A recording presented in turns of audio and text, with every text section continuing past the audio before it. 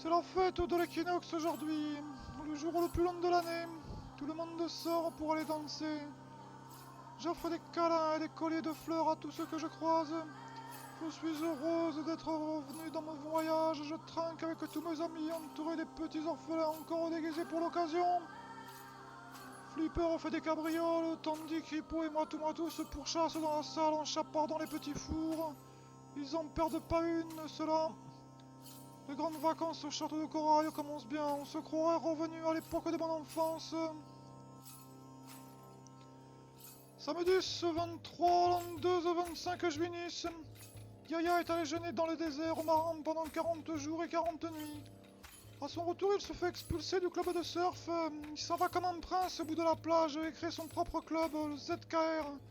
Il n'y a pas de héros comme Ali, il n'y a pas d'épée comme Zulfikar. Une énorme tempête se lève alors, est-ce un signe? Mardeuse 26 juillet, j'écoute les dernières rumeurs devant un bon mojito. Merwen et R2D2 sont partis en voyage de noces, laissant le pauvre Tutu au sol désappointé.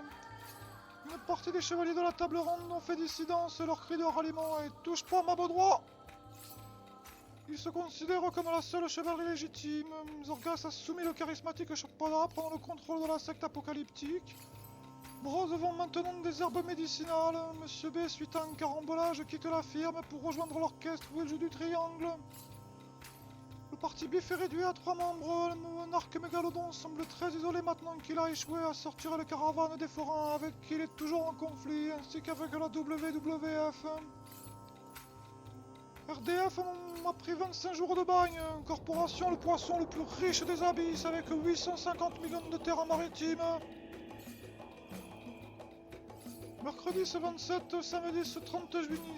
La tempête s'est enfin calmée. J'en profite pour organiser un pique-nique dans les grottes de Rique le Rouge avec tous les petits orphelins et organiser un grand cache-cache. C'est Matou qui gagne la partie.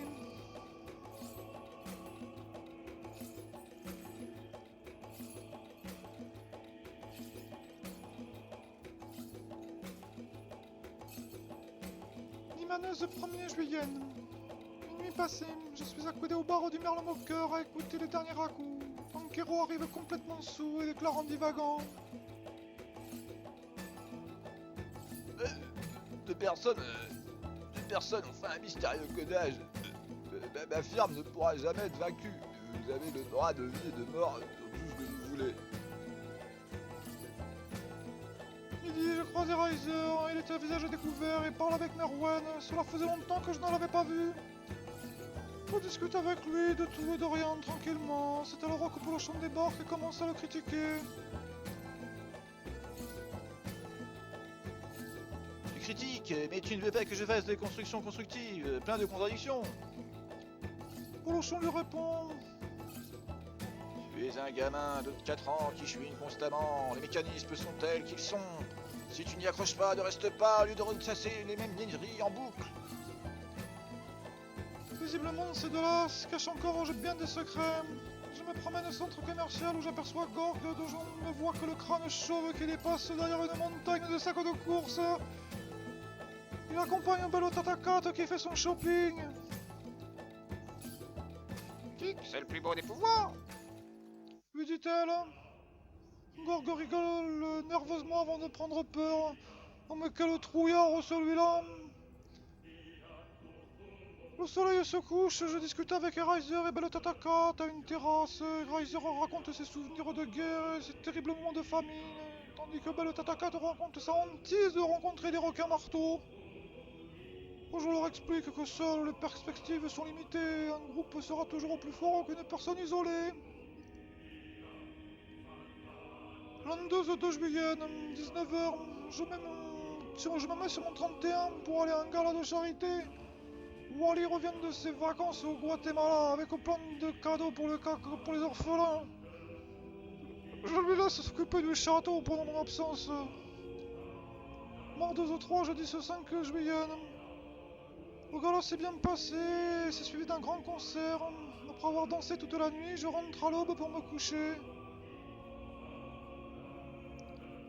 11h, je croise Kiki que je n'avais pas vu depuis mon retour. Il a changé de boulot, il doit livrer un colis pour un vieux dragon de Komodo vers les Galapagos. Aujourd'hui c'est l'anniversaire de Wally, je fais les courses, j'achète un joli cadeau, un gros gâteau et prépare une fête surprise au château de Corail. On va bien s'amuser ce soir.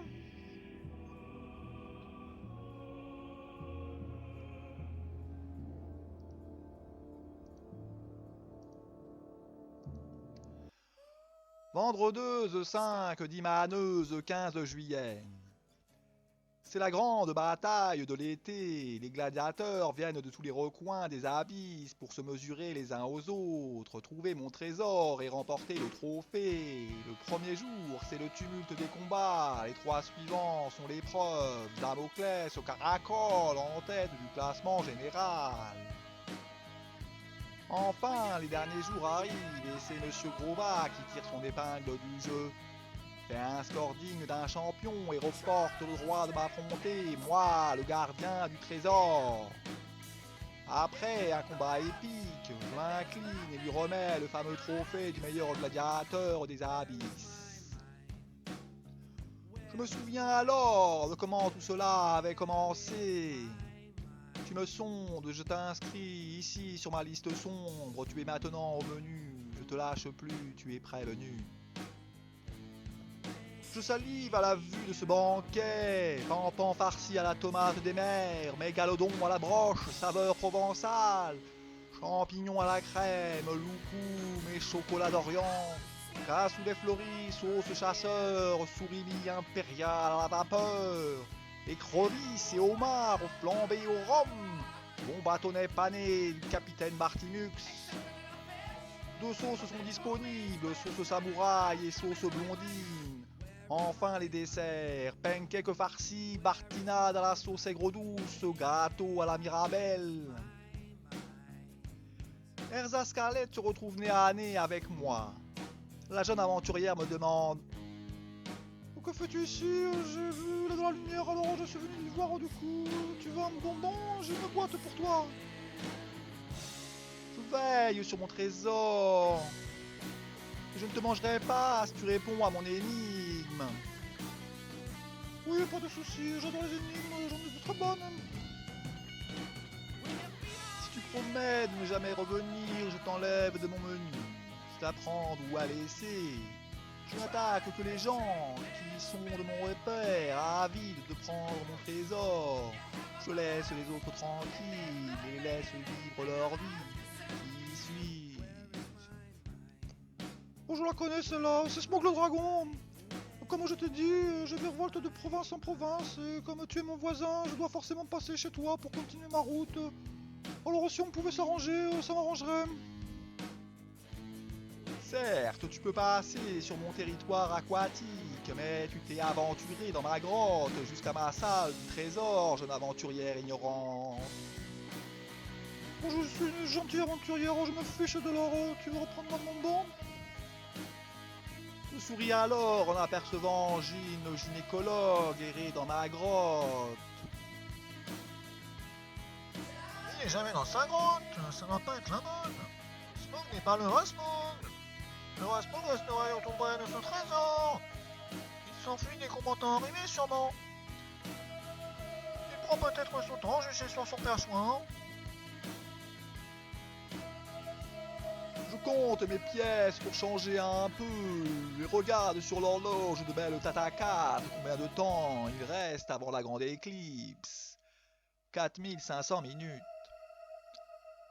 Je ne suis pas aussi rapide que les autres, mais je souhaite bonne chance à Jean pour rester indemne.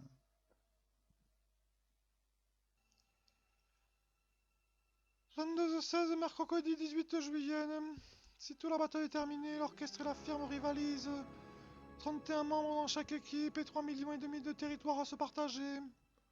Requin des Fonds et Darwin viennent d'être envoyés au bagne pour 10 longs jours, gagner la bataille et se faire condamner derrière au calot d'échéance. Midi, Bello Tatakat et Champi, le chef de l'orchestre, le numéro 1 des tags, discutent de leur dîner l'affaire. Ils trouvent une sortie au conflit qui les oppose. Vendredi 27 juillet. 17h. Alerte, Champé attaque par surprise l'orphelinat. Il coupe la tête des 2 gardiens pèlerins dans la cour du château devant tous les orphelins réunis avant de vider les maigres provisions que nous avions pour subsister. Enfin, il enlève 20 jeunes orphelins avant de partir avec le gros de sa troupe. Je n'ose imaginer ce qui va leur arriver. 18h, maudit mon cachalot servant arrive à notre rescousse. Les dernières troupes d'occupants s'enfuient à sa vue. Nous faisons nos bagages pour partir dans les bois des coraux. Les orphelins seront à l'abri là-bas. Samedi ce 28 juillet. Enfin, nous sommes arrivés à l'abri du gang d'infâmes racketteurs. Ici, personne ne pourra nous attendre. Je quitte mes petits orphelins pour partir rechercher de l'aide. Laissant mon majordome qui me fait le serment de les protéger au péril de sa vie. 15h, le voyage sera long. J'ai appelé Wally pour qu'il garde le château le temps de ma tournée. Il ne devrait plus tarder maintenant. Je fais le plein de mon petit scooter des mers, puis rejoins le château de corail où le gourmand reptile m'attend dans la cuisine en buvant un bol de cacao. Après une courte conversation, je le quitte et commence ma tournée diplomatique.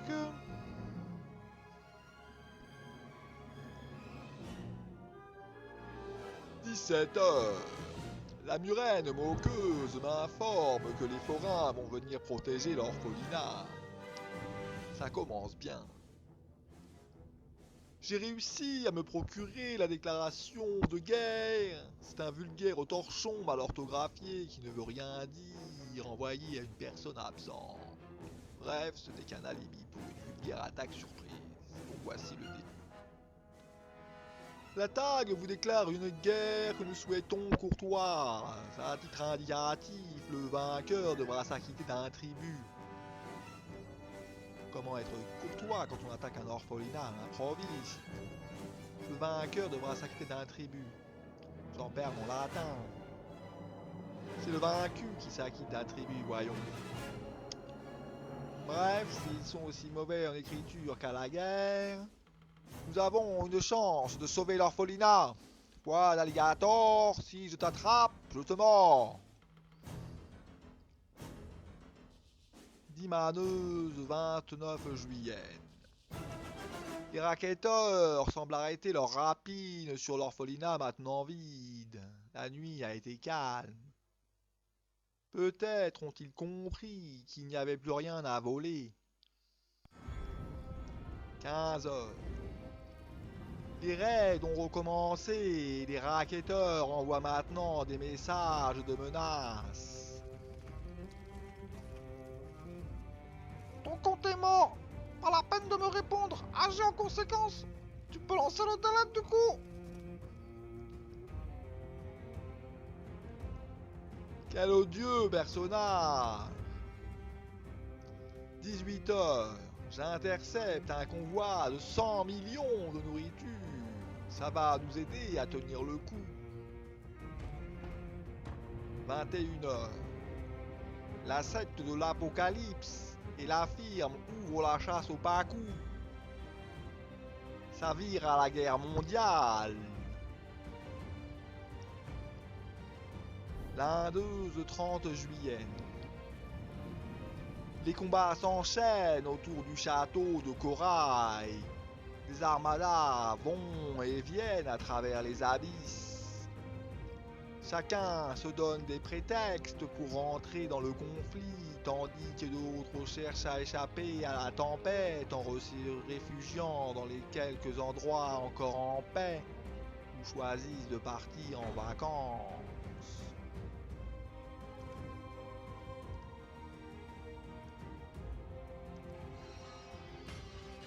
Mardeuse 31 juillet, 19h. Je suis enfin revenu de mon voyage diplomatique où j'ai appris beaucoup de renseignements. Mon enquête confirme que quelqu'un sème la zizanie dans les abysses et veut que tous les poissons s'exterminent. Je dois absolument les prévenir du danger qui guette avant qu'il ne soit trop tard. J'ai une idée, il y a une vieille presse d'imprimerie dans le débarras secret. Je m'y rends après avoir rédigé un tract que je tire en plusieurs exemplaires avant d'aller les afficher sur les murs de la ville. Membres de l'AEW, je vous conjure d'écouter mon message. Vos chefs vous ont vendu, ils n'en ont rien à faire de vous. Cette guerre n'est pas la vôtre. Vous avez été manipulé, ne défendez pas vos oppresseurs. Avez-vous déjà oublié qu'ils vous ont attaqué le soir même de la Coupe du Monde en traître et par surprise? Grâce aux renseignements que vos chefs actuels leur ont même donnés. Cessez d'écouter les pantins qui ont gardé le commandement sur votre diplomatie. Vous êtes libre de vos choix. Ils vous mentent, ils vous utilisent, ils n'ont rien à faire de vous. Ils ont parti liés avec vos ennemis. Refusez de faire la guerre sous le joug de l'oppresseur Tag. Leur force décline chaque jour. Le moment tant attendu est arrivé. Libérez-vous de l'oppression et rejoignez le parti de la liberté face à la tyrannie. J'espère que mon message sera entendu. 21h, je lance un appel à l'aide de toutes les créatures aquatiques à la radio. Nous voulons être libres à n'importe quel prix. On veut vivre libre comme un goupille. Mettez-vous en colère, sonnez le tocsin et qu'il s'entende jusqu'au bout de la terre, que la terre tremble. Des lettres de soutien me parviennent des quatre coins des abysses, ainsi que des généraux dons. Ça fait chaud au cœur de voir que la majorité de la population soutient notre juste cause. D'autres missives me parviennent, ce sont des membres des alliances qui nous ont agressés, qui désapprouvent la conduite de leur chef et qui veulent rester pacifiques. C'est l'anniversaire de l'hiver d'été aujourd'hui, un requin véloce et impitoyable. Nous organisons une grande fête dans les bois des coraux sous les va-et-vient des requins marteaux qui parcourent inlassablement les abysses. Justice sera faite, même si on doit y passer des mois. Samedi ce 4 aoûtienne, j'invoque Athéna, déesse de la justice et de la sagesse. Ce soir, nous allons donner l'assaut. Je réunis tous nos alliés, les Paku, lors d'une cérémonie solennelle pour galvaniser les troupes et les gonfler leur morale. Nous sommes le dernier rempart face à la tyrannie. Le peuple entier des abysses compte sur nous. Prouvons-leur que nous sommes dignes de la mission que nous ont confiée les dieux. En avant les Paku, en avant les vieux, pour que la justice triomphe. Mordeuse cette aoûtienne, les racketteurs qui riaient encore il y a quelques jours sont maintenant en train de pleurer et accusent le coup. Oh, les derniers brigands cachés sortent pour aider leurs complices, mais quand ils ne seront plus là, la révolte de tous les opprimés pourra se faire, car ils n'auront plus peur de leurs représailles et leur compte sera bon. La justice triomphera face à la tyrannie, ce n'est qu'une question de temps. Crocodile 8 aoûtienne, multiples rebondissements. L'orchestre perd son chef d'orchestre ainsi que sa concierge.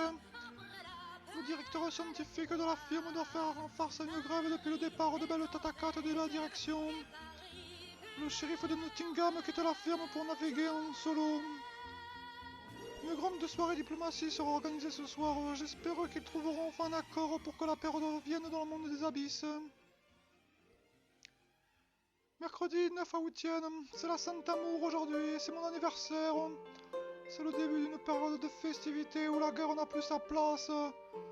Je rentre dans l'enceinte sacrée pour participer aux cérémonies qui dureront jusqu'à la fin du mois. Nous accueillons les blessés, leur prodiguons des soins, tandis que dans les bois des coraux, les orphelins continuent leurs vacances en classe verte.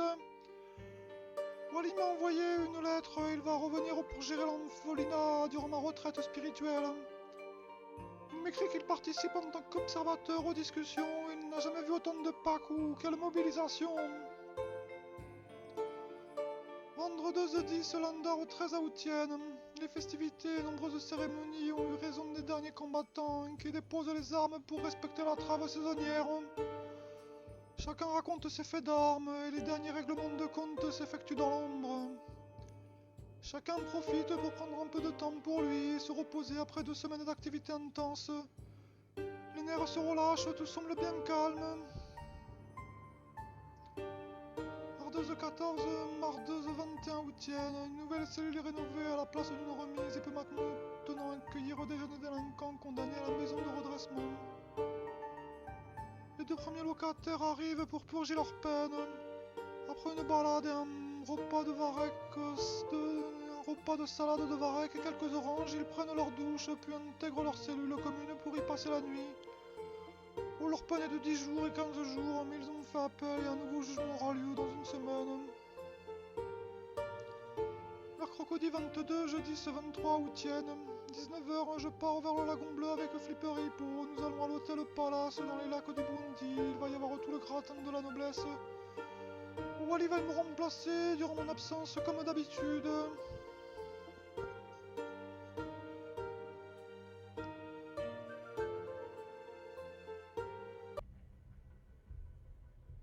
Ma cliente, la murène moqueuse, est absente.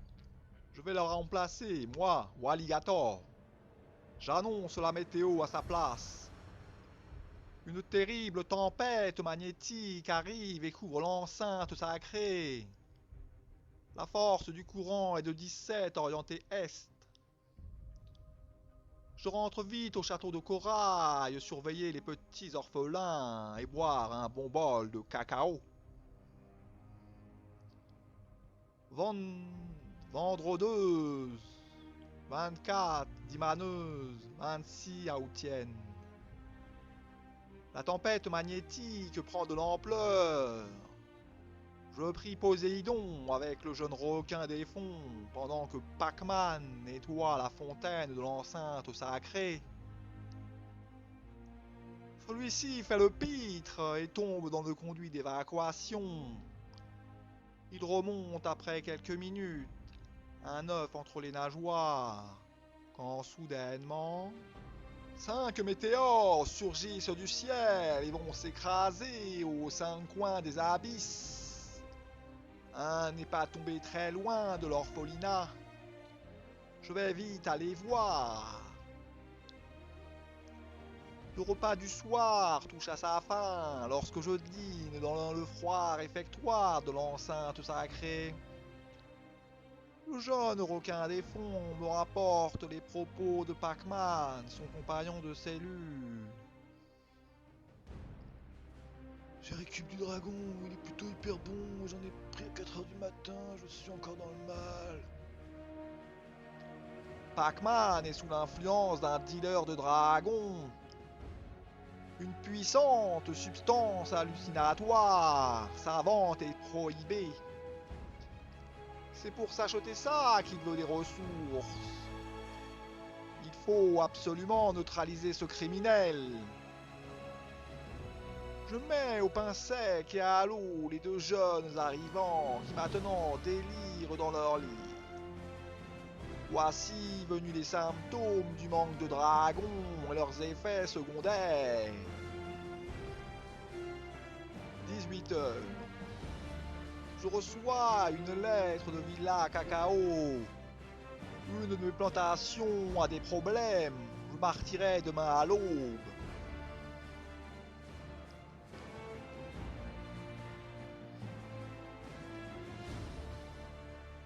« 27 aoûtienne, midi, je viens de rentrer de mon voyage des Grands Lacs du Burundi avec Flipper Hippo, où j'ai vu défiler tout le beau monde au Palace Royal.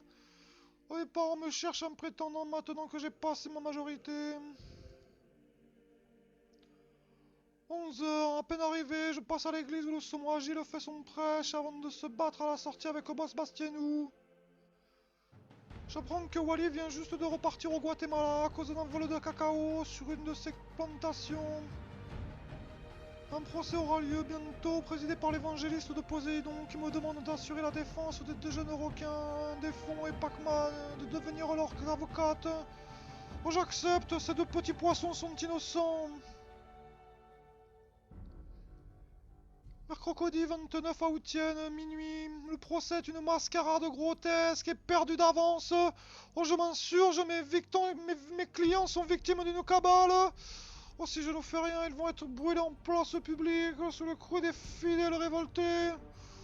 Oh, je n'ai d'autre choix que de demander une suspension de séance, pendant laquelle mes clients déjouent malicieusement la vigilance de leur gardien Ricky 007 et à s'évader par la fenêtre des toilettes. Hippo réussit à leur mordre les fesses avant que les 2 complices ne tombent dans les poubelles 3 étages en dessous, puis profitent des ténèbres de la nuit pour s'enfuir dans les bas-fonds.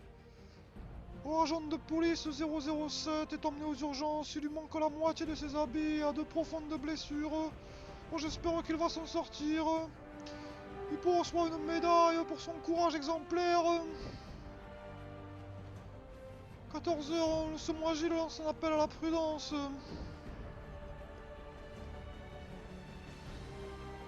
RDF et Pac-Man n'ont ni foi ni loi, soyez-en sûrs. Ils ont blasphémé le temple de Poséidon et ont souillé les valeurs de notre dieu. Paraît-il à cause du dragon, la drogue qui rend vie les sans âme. Ce procès est plus qu'une mascarade, c'est une humiliation pour Poséidon et ses fidèles. Notre bonté nous rend naïfs. Poséidon est grand et généreux, mais sa patience a des limites. Et ces ouailles ne veulent plus et que cela se reproduise.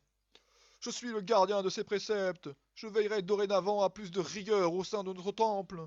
Des mesures seront prises en conséquence.